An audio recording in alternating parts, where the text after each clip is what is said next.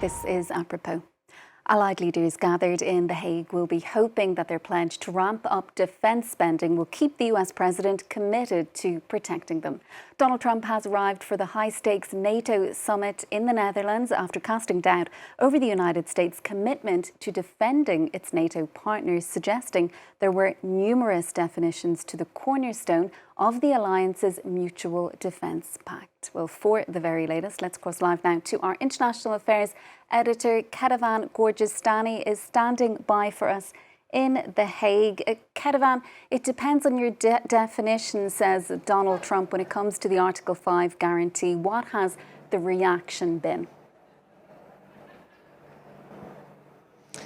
Well, look, in public, the other allies of NATO are sort of downplaying those comments by Donald Trump. Earlier, I asked the question to the foreign minister of Poland, Radek Sikorski, what he made of those comments made by Donald Trump aboard Air Force One. And he said, the U.S. president is correct legally. He said that the wording of Article 5 was kept intentionally vague initially when it was written. But in private, a lot of European allies, especially those on the eastern flanks, those who are facing the threat of a possible Russian attack really on their borders, they are concerned about Donald Trump casting doubt once again on Article 5, on his commitment to Article 5 and that principle that guides this article, which is that an attack on one is an attack on all. And he has in the past made some comments about it, but it seemed a few days ago when you listened to some officials from the Elysee briefing reporters that they didn't worry about that they didn't see any fundamental questioning of the idea of Article 5. This has been sort of blown apart by those comments that Donald Trump made aboard Air Force One. He was asked twice about that commitment. The first time he said, well, it depends on the definition of Article 5. And as you mentioned, he said that there were numerous definitions. And when he was asked again whether he was committed to the mutual defense pact, he said, I'm committed to peace. He also said that he was committed to being friends with NATO allies, but no direct confirmation that the United States would guarantee that Article 5. And of course, that has resonated within the NATO summit, as I was saying, especially those Eastern European allies, but more broadly of all the NATO members, even though they still maintain that they believe that in the final declaration that will come out of this summit, that there will be strong wording for NATO solidarity and strong wording against the Russian aggression, as well as support for Ukraine. And Kethevane, we've been hearing that the 5% spending goal, it's supposedly been agreed, but in reality, it already seems to have been watered down. Yes, the idea coming in to The Hague was that the negotiations were being already had and that they wanted to get an agreement. And it seemed, according to the reporting and some of the public statements, that there had been that agreement on a 5% spending goal. There was still a little bit of debate as to the deadline, whether it was 2032, 2035. But then you had the Spaniards who came out publicly saying that they found those goals unreasonable, that they were working for an exemption. You had a letter sent by the Spanish Prime Minister to the Secretary General of NATO to ask for that exemption. And it seems like they're trying to figure out a workaround, because earlier today, Radek Sikorski, the Polish foreign minister, said that he saw the draft of that declaration and there was no opt-out for anyone. But it seems that the workaround is going to be about the 3.5% of direct defense spending. This is about the capabilities of NATO allies, and the general knowledge and general belief is that if allies spend 3.5% of their GDP, then they meet those capabilities. What the Spaniards are starting to argue, and what some other low spenders are starting to argue, is that they can meet those defense capabilities without spending as much as 3%. 3.5%. You have to remember that there are quite a few countries still who are not even reaching the initial 2% goal, let alone 3.5, let alone even 5%. And so this is going to be one of the key sticking points, and we'll see what comes out in that final declaration. Kethevane, thanks so much. That's France 24's Kethevane Gorjestani joining us live there from The Hague. Well, for more, let's bring in Charles A. Kupchan, former advisor to President Obama and senior fellow at the Council on Foreign Relations. Thanks so much for being with us this evening, Charles. Given the hugely tense geopolitical situation, just how much is at stake during this NATO summit this week? It will, of course, be Donald Trump's first of his second term. You know, in some ways, that geopolitical tumult that you're talking about, the war in the Middle East, the ongoing war in Ukraine, works to the advantage of NATO. It makes it more likely that this summit will go off smoothly. And that's because when you have that kind of backdrop, two major wars going on at the same time, a ceasefire, a tentative, fragile ceasefire that has just broken out in the Middle East, Russia still bombing Ukraine, Putin saying, yes, I'm willing to talk to you, Mr. Trump, but no, I'm not willing to abide by a ceasefire. This all, I think, puts pressure on everybody, including Donald Trump himself, to be on best behavior. So it's a short summit. They're not going to shoot high when it comes to deliverables.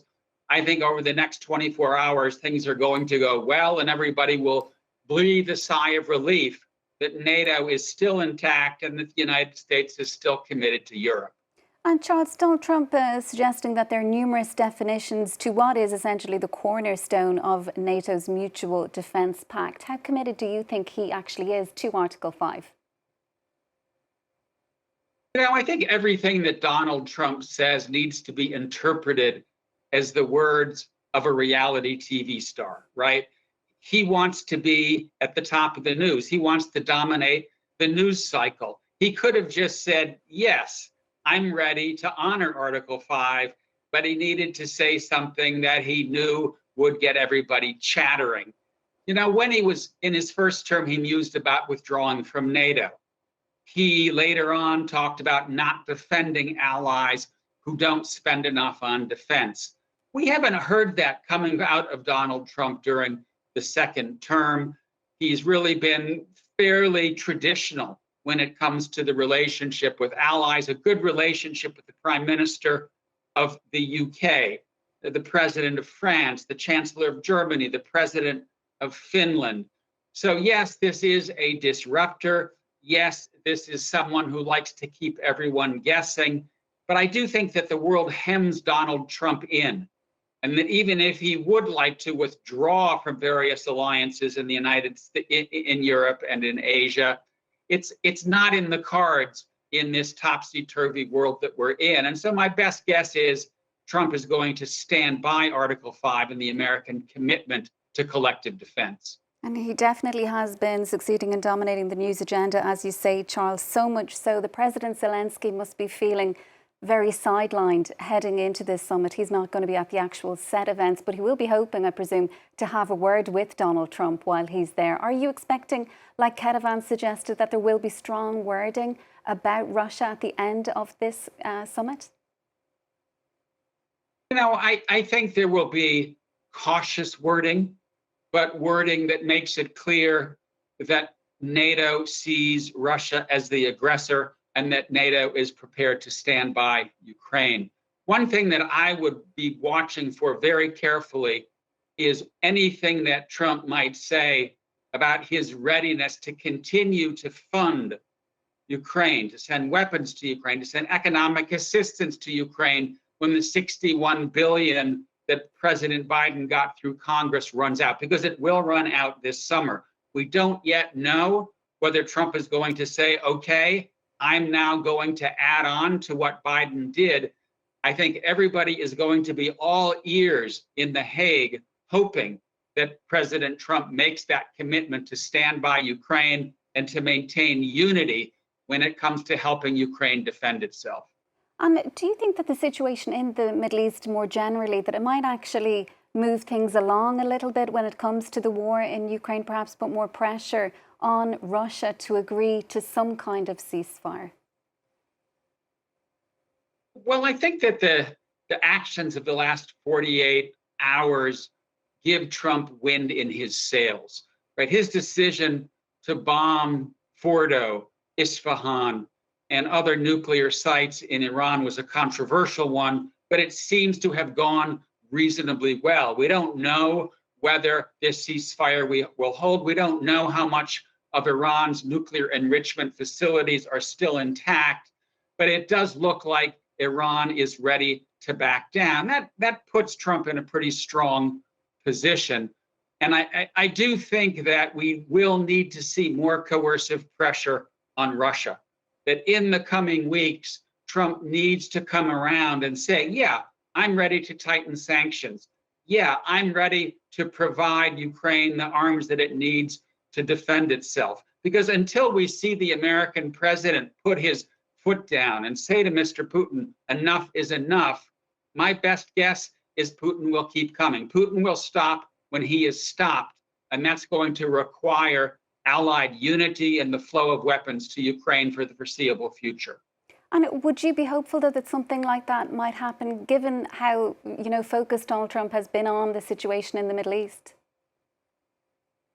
I don't know. I've had conversations with colleagues here in Washington, including on Capitol Hill. Nobody knows. But I do think that there is a reasonable chance that Trump will ask for more aid. Number one, because he's angry with Putin for playing him. Number two, because the costs of aiding Ukraine are going down. A lot of what Ukraine now uses, unmanned drones, for example, are made in Ukraine. And number three, because the United States and Ukraine signed a minerals deal, which allows Trump to say to the American taxpayer, yeah, I'm going to ask for more aid for Ukraine, but they're going to pay us back because that aid is counted as an investment in the minerals deal. So my best guess is Trump is going to come around and agree to stand alongside his European allies in sending more aid to Ukraine. But I'm speculating like everybody else. Well, that will definitely be what President Zelensky will be hoping for. Charles, we'll have to leave it there for now. Thanks so much for being with us, though. That's Charles A. Kupchan, former advisor to President Obama and senior fellow at the Council on Foreign Relations. That is